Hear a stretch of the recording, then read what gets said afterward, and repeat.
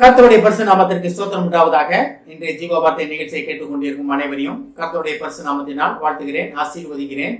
இன்றைய தின தியானத்திற்கு தேவன் கொடுத்த வேத பகுதி அது சங்கீத புஸ்தகம், அது 25ஆம் சங்கீதம் 12ஆம் வசனம். சங்கீதம் 25:12. கர்த்தருக்கு பயப்படுகிற மனுஷன் எவனோ அவனுக்கு தாம் தெரிந்து கொள்ளும் வழியை போதிப்பார். இதுல பாருங்க, தேவன் தன்னுடைய வழிகளை மனுஷனுக்கு போதிக்க வல்லவராக இருக்கிறார், சித்தமாக இருக்கிறார். இதுல பாருங்க, அவனுக்கு தாம் தெரிந்து கொள்ளும் வழியை போதிப்பார். அப்ப தேவ வழியிலே நடப்பதற்காக தேவன் தம்முடைய வழிகளை நமக்கு சொல்லிக் கொடுக்க சித்தமாக இருக்கிறார்.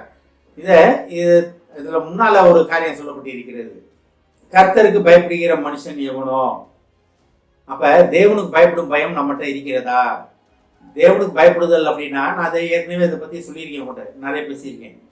தேவனுக்கு பயப்படுவதுன்னா, தேவன் என்னை தண்டித்து விடுவார், இன்னைக்கு நான் ஜோபம் பண்ணல, இன்னைக்கு நான் பைபிள் வாசிக்கல, நான் இன்னைக்கு ஆலயத்துக்கு போல, அதனால் தேவன் என்னை தண்டிப்பார் அப்படின்னு கிடையாது. ஆனா இதே பின்தொடர்ந்துட்டே இருந்துச்சுன்னு வச்சுக்கீங்களேன், வருடக்கணக்காக நான் பைபிள் படிக்கல, வருடக்கணக்காக ஆலயத்துக்கு போல, ஜோபம் பண்ணலன்னா அப்ப தண்டனையில நம்ம தப்பிக்க முடியாது. கையோட கை கொடுத்தாலும் தண்டனையில் தப்ப மாட்டான்னா, நீதிமனோட கையோட கை கொடுத்து தெரிஞ்சாலும் நம்மளுக்கான தண்டனை நம்ம அனுபவிச்சு ஆக வேண்டும். ஒரு நாள் 2 நாள் பலவீனத்துல படுத்துறீங்க, காய்ச்சல படுத்துறீங்க, உடம்பு சரியில்லை, ஒரு டிராவல்ல இருக்கீங்க, பைபிள் படிக்க முடியல, எல்லாத்துக்கும் நாள் ஜோம் பண்ண முடியல, அது தேவனுக்கு தெரியும். சிச்சுவேஷன் சூழ்நிலையிலே அறிந்த தேவன், நல்லாவே தெரியும் அவருக்கு. என் மகன் மனசுல ஜோம் பண்ணிட்டு இருக்கான், வாய் திறந்து சொல்லாட்டினாலும் அப்படியே தெரியும். அதனால தான் அதுல இருக்கு. ரொம்ப அழகா சொல்றாரு, கர்த்தருக்கு பயப்படுகிற மனுஷன் எவனோ. அப்ப கர்த்தருக்கு பயப்படுதல்னா என்ன? தேவ வழியை விட்டு நான் விலகி போயிருக்கணும். ஆனா தான் அதுல பின்னால முடிஞ்சு சொல்றாரு, அவனுக்கு தாம் தெரிந்து கொள்ளும் வழியை போதிப்பார். அப்ப தேவ வழியை போதிப்பார். எப்படி, யாருக்கு போதிப்பாரு? கர்த்தருக்கு பயப்படுகிற பயம் இருக்கிறவர்களுக்கு. கர்த்தருக்கு பயப்படுகிற பயம்னா என்னன்னு நான் அடிக்கடி பேசுவோம். தேவ வழியை விட்டு நான் விலகி போயிருவேணும், தேவன் என்ன அழைத்த அழைப்பை விட்டு விலகி போயிருவேணும், அந்த அழைப்பை தெரிந்து கொள்ளாம என் சுயத்தின்படி நான் நடப்பேனோ, இதுதான் கர்த்தருக்கு பயப்படுகிற பயம். கர்த்தர் எனக்கு எதற்காக அழைத்திருக்கிறார்? பேர் சொல்லி அழைத்திருக்கிறார், அழைத்து எனக்கு கையில ஒரு ஊழியத்தை கொடுத்திருக்கிறார். ஊழியம்னா எல்லாருமே அப்படின்னு கிடையாது, நம்ம இருக்கிற இடத்துல சாட்சியாக வாழ்வதுதான் மிகப்பெரிய ஊழியம். அப்ப தேவன் என்னை பேர் சொல்லி அழைத்து என்ன ஒரு காரியங்களுக்காக தேவன் என்னை மகிமைப்படுத்தியிருக்கிறார், எக்யூப் பண்ணியிருக்கிறார், தகுதிப்படுத்தி இருக்கிறார்.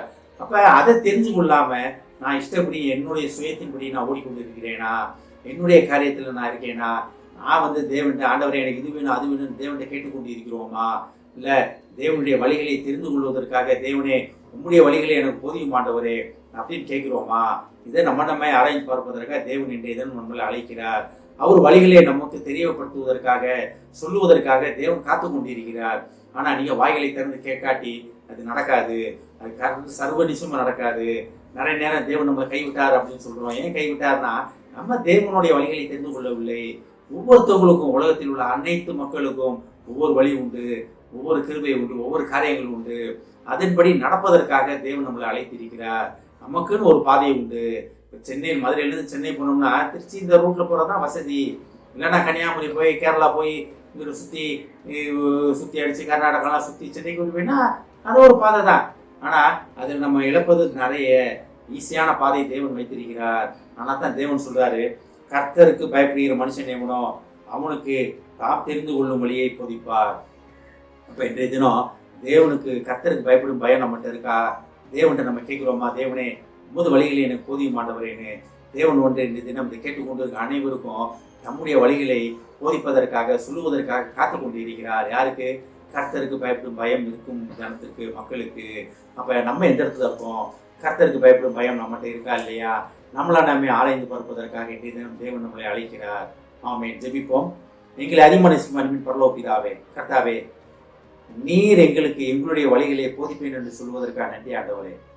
ஏஸ்தாவனே, அந்த வழிகளை நாங்கள் உம்மிடத்தில் கேட்டு பெற்றுக்கொள்ள எங்களை தகுதிப்படுத்தும் ஆண்டவரே.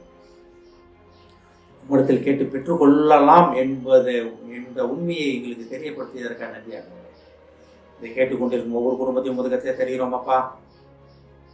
ஆசீர்வதிக்கிறோம் ஆண்டவரே, ஆசீர்வதிக்கிறோம் ஆண்டவரே. நன்மையும் கிருபையும் அவர்களை பின்தொடரும். ஆசீர்வதிக்கிறோம். இயேசுவின் மூலமாய் கேட்கிறேன் நல்ல பிதாவே. ஆமென். கர்த்தர் உங்களை ஆசீர்வதிப்பாராக.